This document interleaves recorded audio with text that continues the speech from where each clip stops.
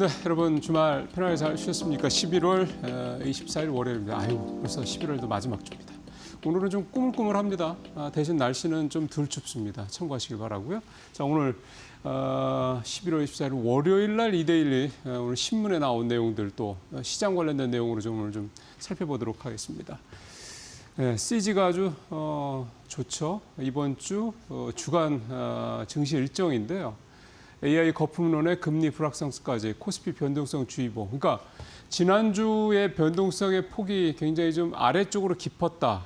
그러면 오늘 이번 주도 역시 아래쪽으로 갈 수도 있고 또 위쪽으로 상방으로 또 좀 올라갈 수도 있고. 그러니까 결국 이제 위아래로 올라가다는 진폭이 커진다는 얘기가 변동성이 이번 주도 상당히 좀 있을 수밖에 없다 이런 얘기가 되는 거죠. 근데 전체적인 시장 심리는 이번 주에 뭐 좀 화끈하게 반등을 할 것이냐 쪽에 무게가 이렇게 실려 있는 것 같지는 않습니다. 다만 앞서도 자세히 들으셨던 것처럼 지난주 금요일 뉴욕 증시가 반등을 했죠. 근데 좀 찜찜했던 게 이제 막판에 나스닥, 특히 이제 엔비디아가 좀 밀리면서 마감이 됐다라는 게 우리 시장에는 조금 더 글쎄요 좀 전체적으로 뉴욕 시장이 반등한 거의 효과를 아주 그렇게 좀 높게 가져가기 쉽지 않겠다라는 생각도 좀 들고요. 다만 이제 MSCI 한국 지수물 요거는 좀 플러스를 기록했더라고요. 크지는 않은데 그래서 오늘 일단 어느 정도 반등이 좀 나올 수 있지 않겠냐 이런 생각을 좀 해보면서 말씀을 좀 드려보도록 하겠습니다. 이번 주는 사실 미국 쪽에서 크게 볼만한 지표는 생산자 물가에서 PPI하고 뭐 소매 판매 정도인데요. 뭐 베이지북도 좀 있고 한데 CPI가 다음 주에 발표가 되다 보니까 이번 주에는 이렇게 파괴력이 이렇게 있는 그런 경제 지표는 나오지 않는다. 다만 이 PPI 가지고 이제 결국 CPI를 유출을 할 수 있다는 점에서 이번 주 가장 중요하게 볼 지표는 PPI는 맞는 것 같습니다. 생산 물가 지수가 만약에 역시 또 전월 대비 뭐 또 전년 대비 이 수치가 시장에서 인플레에 대한 우려를 살 만큼 올라간다 그러면 역시 또 존 윌리엄스 뉴욕은 총재가 12월에 금리를 인하할 가능성이 높다를 시사하는 뭐 그런 얘기는 했지만 시장의 심리는 에이 금리 못 내릴 것 같다라는 쪽으로 간다.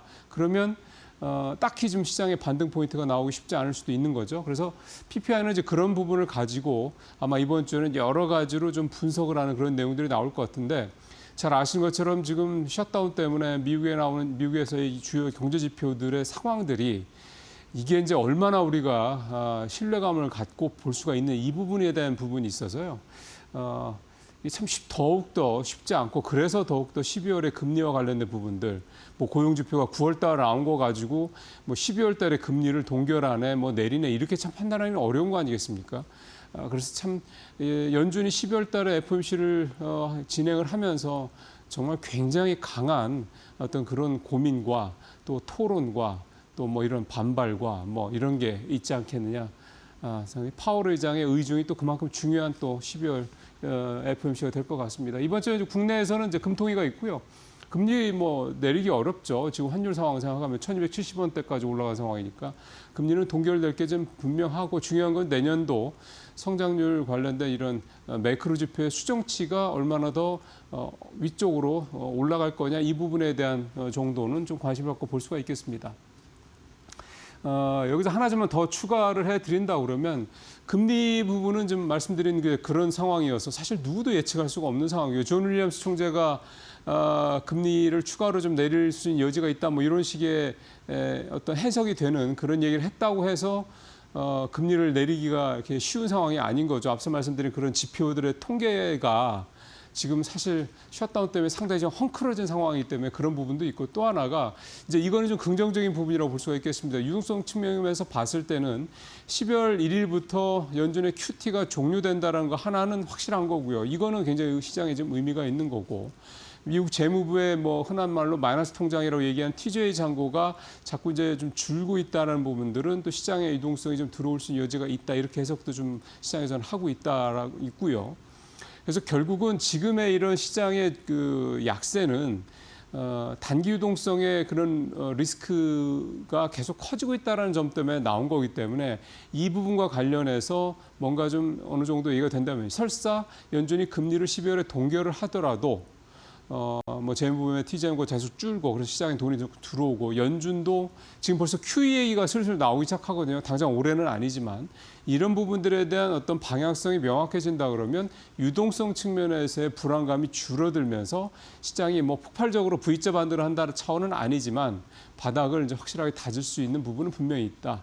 이렇게 좀 생각을 해볼 수도 있겠습니다. 그래서 앞으로 여러분들께서 좀 중요하게 보셔야 될 게 뭐 다음 주에 CPI 나오는 것도 물론 중요하긴 하겠습니다만 통계에 대한 부분은 좀 기대치를 좀 낮추시는 상황에서 결국 시장의 유동성 문제와 관련된 이런 데이터들이 어떻게 움직일 것이냐 이 부분을 좀 주의 깊게 앞으로 보시는 게 시장의 어떤 방향성, 그러니까 더 하방으로 갈 거냐 아니면 어느 정도 바닥 다지고 이제 상방으로 가려고 하는 그런 걸 모색할 거냐 이 부분을 판단하시는데 중요한 참고 자료가 될 것 같습니다.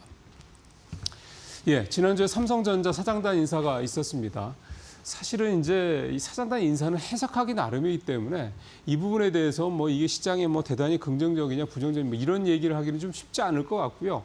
이게 사실 이제 본인이 이제 이런 기사라든가 이런 걸 쭉 보시면서 이렇겠구나라고 판단하시는 게 상당히 중요할 것 같습니다. 그런 여러분들께서 판단하시는 데 도움이 될 만한 그런 기사 내용이 마침 오늘날 이제 기획성 기사로 나와서요. 요거를 좀 간단하게 좀 설명을 드리면 좋을 것 같습니다. 사진으로 바로 가보시죠. 큰 인사의 틀은 뭐 이미 기사를 통해 잘 아신 것처럼 전용현 부회장과 노태문 사장이 공동 대표로 이 더블 대표 시스템으로 이제 복귀를 했다. 이제 이게 이제 새로운 얘기가 좀 뭐 눈에 띄는 부분이 되겠고요. 사실 저는 이 두 분이 뭐 대표가 됐다는 것도 있겠지만 사실 이미 대표 역할을 해오고 있던 거였기 때문에 그거보다는 이 박홍근 SIT 이게 옛날에 삼성 종합기술원입니다. 그러니까 R&D 이제 센터가 되겠죠. 그다음에 윤장현 DX 부문 CTO 이 두 사람의 인선에 좀 의미를 좀 두어야 되지 않겠는 생각이 좀 들어서 좀 얘기를 좀 하려고 하는데요. 이 박홍근 하버드대 전 석좌 교수죠. 이 분은 뉴로모픽이라고 하는 거를 삼성전자와 같이 공동으로 연구를 했던 경험이 있는 분입니다. 이 뉴로모픽이라는 거는 이게 쉽게 얘기하면 이 반도체가 인간의 뇌에 이제 비슷해지는 기능을 갖게 된다라는 거거든요.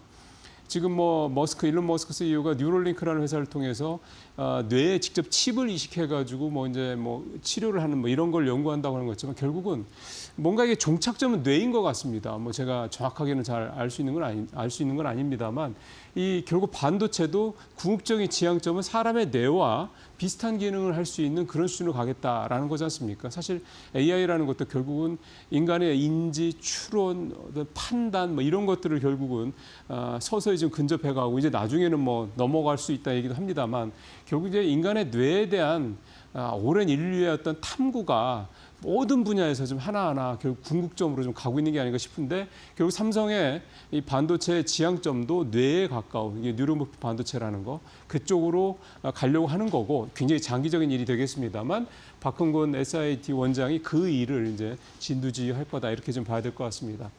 윤장현 DX 부문 CTO는 삼성 벤처 투자 쪽 대표를 맡고 있는 사람이고 이번에 이제 삼성 리서치 장까지 좀 맡고 있게 됐는데요. 이 DX라는 게 잘 아시는 것처럼 휴대폰, 뭐 가전 이쪽이지 않습니까? 이쪽의 특징이 뭐냐면 AI가 발달이 됐을 때 그 AI가 직접적으로 결국 적용이 돼서 소비자들이 사용하는 이 부분이 되는 겁니다. 뭐 집에 있는 제가 쓰는 핸드폰, 뭐 냉장고, 뭐 세탁기, 텔레비전, 그 다음에 이제 뭐 다양한 어떤 그런 제품들이 이런 게 되는 거죠. 결국 이제 거기에 AI가 접목이 돼야지 AI가 대중화가 되고 우리가 지금 인터넷 쓰는 것처럼 되는 건데 그거를 이제 윤장현 CTO가 와서 이제 뭐 어떻게 보면 총괄로 지휘를 한다 이런 얘기가 좀 되는 거죠. 그러니까 그거를 전담하는 사람이 임명이 됐다는 것 자체가 이제 의미가 있다라는 거고 삼성은 이제 반도체를 넘어서서 결국 AI가 실제 소비자들한테 사용이 될 수 있는 이 지점에 대한 부분을 이제 본격적으로 이제 착수하기 시작했다. 이렇게 좀 이해를 해보면 되겠습니다. 그래서 삼성의 큰 그림이 어떻게 좀 가는지 이번 사장단 인사에서 그려지고 있다. 이렇게 이해를 하시면 어떨까 생각이 좀 듭니다. 자, 세 번째는요. 이게 월요일이다 보니까 확실히 이제 기획 기사가 많습니다. 자, 내년도 주식 키워드로 해가지고 제목은 좀 나오는데요. 한마디로 얘기하면 내년도에 이제 재테크 어떻게 하면 좋아요? 라는 질문을 가지고 국내 이제 5개 시중은행의 PB 팀장들, 이 중견 PB들을 이제 인터뷰한 내용들을 좀 종합해서 담아놓고 있습니다. 크게 보면 질문은 3가지죠. 원달러 환율, 국내 주식, 해외 주식, 그다음에 금 뭐 이렇게 좀 볼 수가 있겠고요. 이 화면에서 보시는 이 4분의 뭐 한마디로 요즘 잘 나가는 이제 PB 팀장들입니다. 이분들을 통해서 얘기를 좀 해봤는데 환율부터 좀 보시죠. 좀 환율도 좀 볼드체로 이렇게 굵게 표시를 해놓은 거는 그만큼 환율이 영향이 크다 이거를 이제 감안한 거라고 좀 보시면 될 것 같고 다 1,400원대 보시면 됩니다.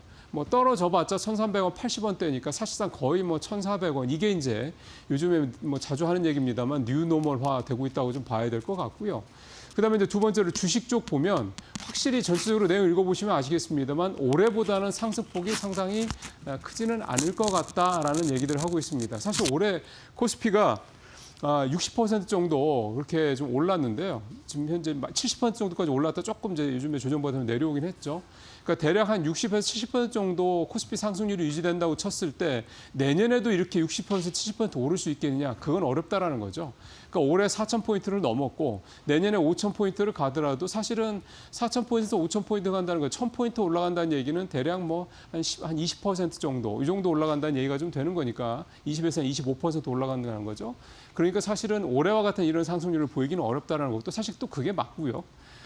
그렇기 때문에 내년은 지수보다는 종목 중심의 장세가 펼쳐질 가능성이 높다 이런 얘기를 하고 있고 좀 중요한 거는 그러면 반도체가 올해처럼 갈 거냐 아니면 그동안 좀 소외받았던 섹터들이 갈 거냐 사실 이거는 생각들이 좀 다른 것 같습니다. 근데 결국은 앞서 지수가 60% 70% 내년에는 못 갈 거다라는 걸 전제로 한다 그러면 이런 대형주들이 또 이렇게 올해처럼 크게 오르는 쪽보다는 종목 장세, 특히 코스피보다 많이 못 올랐던 코스닥 중심의 어떤 그런 장이 나타날 가능성도 높다.